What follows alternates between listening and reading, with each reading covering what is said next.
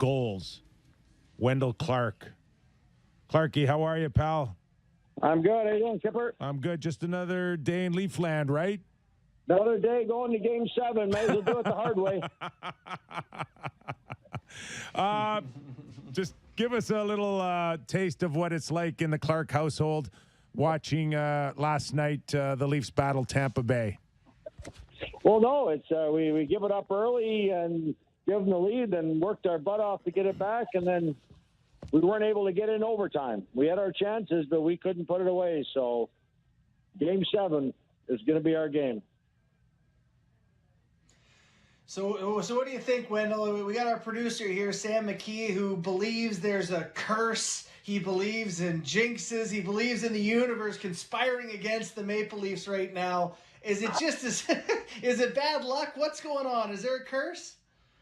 No, there's no curse. We just have to figure out the team that scores the most goals wins, or allows the least, whichever way you want to look at it. But no, I think it's Tampa Bay's not going to roll over a team that won two Stanley Cups in a row and playoff maturity, and they're not going to make it easy. So we have to earn it, and it's going to go to Game 7. And if we play the way we can play, we'll take Game 7. Clarky, when you look back at your Game 7s and your ability to put the puck in the net, what do you remember most about playing those critical games and the way it made you feel, either emotionally or physically? I mean, what could some of the star players be feeling now coming into this game? Because last night I said Tavares had, I think, his best game I've ever seen him, and that included in any Islander jersey. He was that good. How do you carry that into Game 7? Well, I think it's all or nothing. Every Game 7, every player knows it's all or nothing, and you really make the game really simple. If you're a 15-minute player, you're telling yourself, I'm working 15 minutes today. You make it sound as simple as possible. You know, you've played a long series. Everything's very hard. But if you break it down and look at it, that the average player plays 15 minutes, it doesn't look like that much work in a 24-hour period. So the best guys just simplify it right down, and then you keep the game simple. Don't let the other team have an easy one, and hopefully by the end, your skill will win the game. So does the weight of the city provide a positive help, or is it more of a burden? There's just so much noise around the team, you know?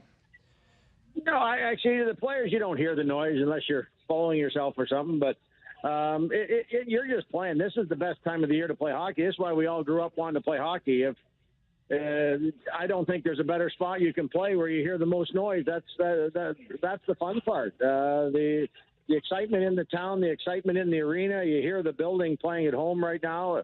If you don't want to play in those games, then you're playing for the wrong reasons. There's no negative with what goes on in the city. That's the most hockey fans in one area. That's the best place to play. Clarky, would you be worried about a guy like Vasilevsky coming in a Game 7 and shutting the door? And I only mean that because you've already shown that you can put the puck in the net in this series. But would you revisit trying to find ways to bother him, or at least not give him a chance to steal this one? Basically, just get the puck at the net. Because you see, he does let in the thing with Vasilevsky. He's really, by looking at him, he's an old school type goalie, almost like a Grand Fuhrer that is much bigger. But he can have an average game, and then he can say, okay, you're not scoring no more. Like basically overtime last night. He let a couple of the ones where he was deep in his net and it bobbled and went in, and they shouldn't have went in on him.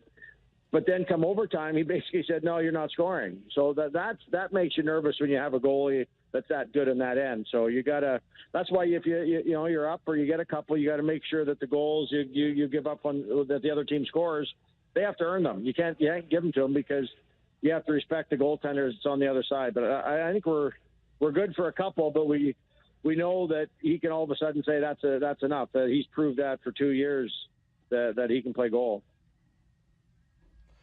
You know, watching their best guys show up in big moments, is there anyone on that Tampa Bay team that you would think, okay, we got to do something different on this guy or give him some extra attention, or is it more about focusing on what the Leafs want to do on their own side of things?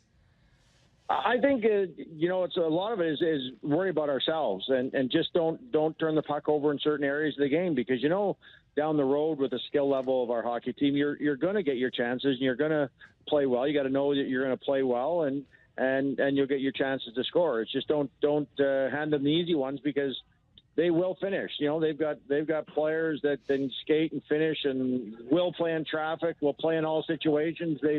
When you're playing a team that's won the Stanley Cup a couple of years in a row, they can play in all situations. They don't care what kind of game they're playing. They've already proved it over 2 years that they can play any style to win. So you have to play as smart as they do, and make sure when it's time to win, you win. And that's all you can do. You throw it all on the table, and you hope the cards land in your favor.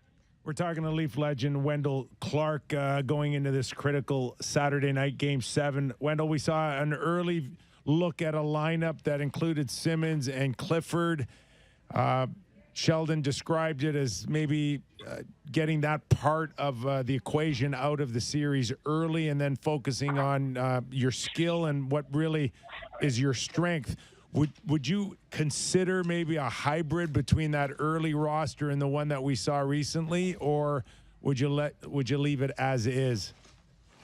I almost leave it as is, because the game's so fast and everybody's playing so hard that whatever his gut call is as a coach, that's what he's going to go with. And really, it's minimizing the mistakes and playing. And when you get the chance, put it away. But you're because of the skill on our team, they have to want to play in traffic and do things as well. It can't be relied on one guy that's playing 3 minutes. It's coming down to the whole team playing and bringing it and just playing the right way for the whole game. And so, is there anything that you change? When you think about the mindset of a Game 7, is there anything that's different, or is it just your usual hockey and try to keep it as regular as possible? Well, it's pretty much the same as every other game, but it's Game 7, so maybe it's more of a hybrid between your third. It's almost like you're playing a third period overtime, starting right at the drop of the puck in the first period. That's the intensity level and the mistake level, because you don't know. Maybe the goal you give up in the first 5 minutes is 1-0, and that's the game. So you have to have the mindset that you're playing. The Game 7s are all kind of like the last 10 minutes of the third and in overtime. You got to make no mistakes, play hard, and just do the right things and keep getting the puck at the net. Like you can't say that enough. You just keep putting in the puck at the net and not turning it over in danger zones, because momentum is a killer, and use the hometown crowd as great energy to make yourself feel better. You think the Bay Street guys will actually be in the seats at puck drop, or are they still cutting billion-dollar deals underneath? No. They'll order smaller pints now. It's the Game 7. They're going to get out there quicker. Half pint now. But it'll be jumping. That's the best thing about playoff hockey. It really changes in Toronto. I do a lot of the visits, and the difference between regular season and playoff time. Everybody's watching from the get-go. It's the energy in the city. There's nothing more fun than playing hockey in the playoffs in a Canadian city. Well, you experienced it against the likes of the LA Kings and Gretzky, that series.